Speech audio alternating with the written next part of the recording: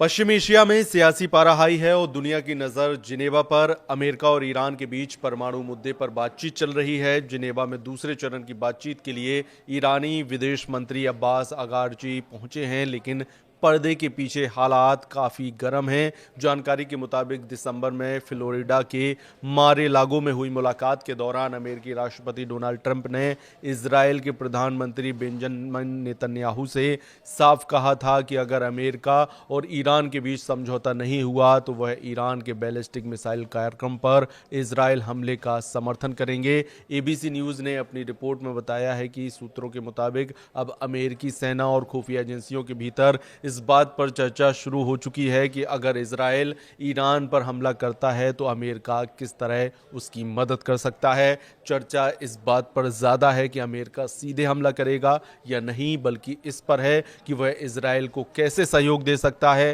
अंदरूनी बातचीत में यह विचार किया जा रहा है कि अमेरिकी वायुसेना इजरायली लड़ाकू विमानों को हवा में ईंधन भरने में मदद कर सकती है। इसके अलावा एक बड़ा सवाल यह भी है कि किन देशों से इजरायली विमानों को अपने हवाई रास्ते से गुजरने की अनुमति मिलेगी। जॉर्डन, सऊदी अरब और संयुक्त अरब अमीरात जैसे देशों ने सार्वजनिक रूप से कहा है कि वे अपनी हवाई क्षेत्र का इस्तेमाल ईरान पर किसी भी हमले के लिए नहीं होने देंगे। ऐसे में साफ नहीं है कि संभावित कार्रवाई के लिए रास्ता कैसे तय होगा। इसी बीच अमेरिका ने पश्चिम एशिया में अपनी सैन्य ताकत बढ़ा दी है। खबर है कि दूसरा अमेरिकी विमान वाहक पोत यूएसएस जेराल्ड आर फोर्ड भी क्षेत्र में भेजा जा रहा है। ये पहले से मौजूद अमेरिकी सैन्य ताकत के साथ मिलकर ईरान पर करीब भारी हथियारों की मौजूदगी सुनिश्चित करेगा।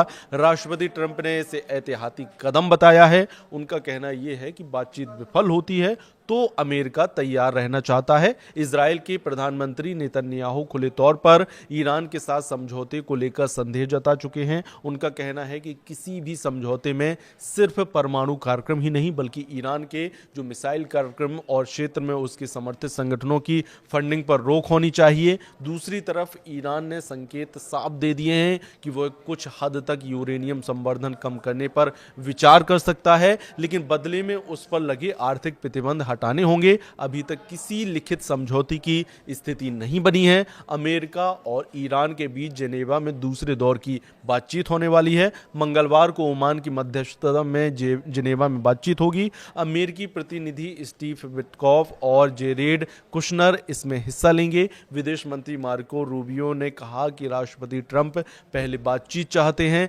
लेकिन सभी विकल्प खुले हुए हैं और ये अब कयास लगाए जा रहे हैं कि इस बातचीत से कोई रास्ता निकलेगा, लेकिन ऐसा होता हुआ फिलहाल नहीं दिखाई दे रहा है।